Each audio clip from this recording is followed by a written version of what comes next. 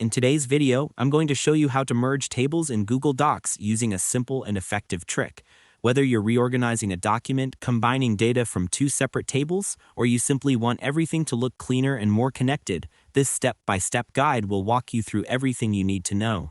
Even though Google Docs doesn't offer a direct Merge Tables button, there's a reliable workaround that works perfectly every time. First, open your Google Docs document and go to the section where both of your tables are located. Once you're there, look for the first table. This is the table you want to merge the second one into. Make sure to follow along carefully so you don't miss any details. Next, right-click on the last row of the first table and click on Insert Row below.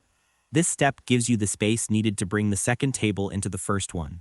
You'll see several options in the right-click menu that let you adjust rows and structure your table however you like.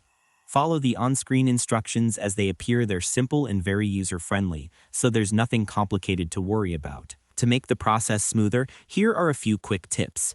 Make sure the second table has the same number of columns as the first. Check that you've selected the full second table before copying, and consider removing any extra blank rows before you merge.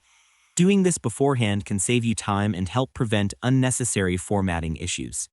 Once you've inserted the new row, go to your second table, highlight the entire thing, and copy it.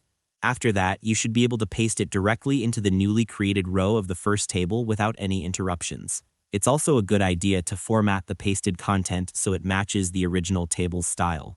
Taking this extra step ensures everything looks seamless, aligned, and neatly combined. And that's all there is to it. By following these simple steps, you'll be able to merge two tables in Google Docs easily and efficiently, even without a built-in feature.